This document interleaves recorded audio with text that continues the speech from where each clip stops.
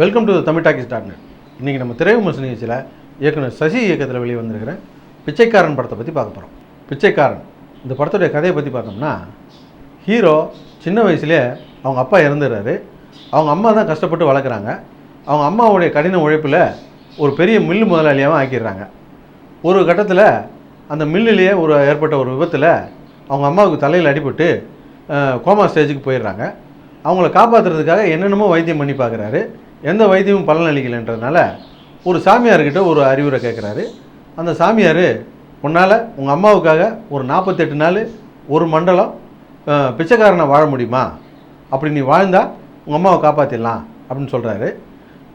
அதுக்கப்புறம் ஹீரோ அம்மாவை காப்பாற்றுறதுக்காக பிச்சைக்காரனாக போகிறாரு. அதுக்கப்புறம் அதில் என்னென்ன இடையூறுகள் வந்துச்சு, அவங்க அம்மா பழைச்சாங்களா இல்லையா அப்படிங்கிறத இந்த படத்துடைய கதை.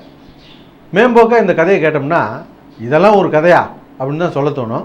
ஆனால் இந்த படத்தை கையாண்ட விதத்துலையும் எடுத்த விதத்துலையும் இந்த படத்தை இன்றைக்கி வெற்றி அடைய செஞ்சுருக்காங்க. இந்த படம் ஒரு வெற்றி படமாக அமைஞ்சிருக்கு. இப்போல்லாம் சினிமாவில் ஒரு ஹீரோ, ஒரு ஹீரோயின், ஒரு டெரரான வில்லன், 5 பாட்டு, 5 ஃபைட்டு, ஒரு கார் சேசிங்கு, இப்படிலாம் இருக்கணும். படம் சரசரன்னு போயிட்டே இருக்கணும். எந்த இடத்துலையும் தொய்வே இருக்கக்கூடாது. அண்ணன் தங்கி பாசம், அண்ணன் தம்பி பாசம் அப்படிலாம் வச்சோம்னா ஐதரலி காலத்து படம்னு சொல்லிடுவாங்கிட்டு இப்போல்லாம் அப்படி ஒரு படமே வர்றது கிடையாது. அப்படியான ஒரு காலகட்டத்தில் கூட இன்றைக்கி ஒரு பையன் அம்மா பாசத்தை மட்டுமே மையமாக வச்சு தைரியமாக இந்த படத்தை எடுத்துருக்கிறதுக்காகவே இவங்களை பாராட்டியே தேரணும். பிரபல ஹாலிவுட் இயக்குனர் குவிண்டின் டொரண்டினோ ஒரு பேட்டியில் சொல்லியிருக்காரு. அதை பற்றி நம்மளே கூட ஏற்கனவே சொல்லியிருக்கோம். சினிமாங்கிறது ஒரு செகண்டில் 24 ஃப்ரேமில் கதை சொல்கிறது சினிமா கிடையாது. அந்த 24 ஃப்ரேமில் ஆடியன்ஸுக்கே தெரியாமல் அவங்கள எத்தனை வாட்டி ஏமாற்றணும் அப்படிங்கிறது தான் சினிமா அப்படின்னு சொல்லியிருக்காரு. அந்த வகையில் இந்த படத்தில் என்னதான் அதர பழசான கதை அப்படின்னு இதை நினச்சா கூட அதை பற்றிலாம் யோசிக்க விடாமல் நம்மளை ரசிக்க வச்சது தான் இந்த படத்துடைய வெற்றி அப்படின்னு சொல்லலாம். படத்தில் நடிகர்கள் தேர்வுலாம் ரொம்ப நல்லா இருந்துச்சு. அதிலும் குறிப்பாக ஹீரோவுக்கு ஃப்ரெண்டாக வரக்கூடிய இந்த பிச்சைக்காரன் கேரக்டர் பண்ணவங்களாம் ரொம்ப நல்லா பண்ணியிருந்தாங்க. பொதுவாகவே படத்தில் வசனம் ரொம்ப நல்லா இருந்தது. அதிலும் குறிப்பாக இந்த பிச்சைக்காரங்க மூலமாகவே அவங்க சம்பந்தமான வசனங்களை பேச வச்சது சிந்திக்கும்படியாகவும் ரசிக்கும்படியாகவும் ரொம்ப நல்லா இருந்துச்சு.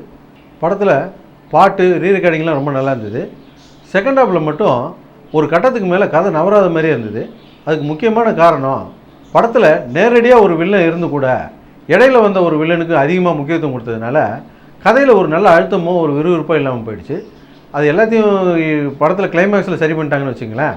அம்மா பையன் சென்டிமெண்ட்டையும் மீறி படத்தில் நிறைய நல்ல சீன்லாம் இருக்கும். அதிலும் குறிப்பாக சொல்லப்போனால் ஹீரோயின் ஹீரோவுக்கு பிச்சை போடுற மாதிரி ஒரு சீன் இருக்கும். அந்த சீன் படமாக்கப்பட்ட விதம் ரொம்ப ரசிக்கும்படியாகவும் மனசை தொடரும் விதமாகவும் இருக்கும்.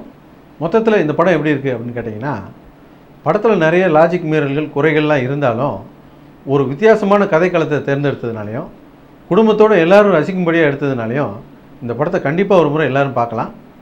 எங்களுடைய நிகழ்ச்சிகள் உங்களுக்கு பிடித்திருந்தால் உடனுக்குடன் கண்டு மகிழ கீழே உள்ள சப்ஸ்கிரைப் பட்டனை அழுத்தவும். எங்களுடைய நிகழ்ச்சிகள் உங்களுக்கு மிகவும் பிடித்திருந்தால் உங்களுடைய நண்பர்களுக்கும் ஷேர் செய்யவும். நன்றி, வணக்கம்.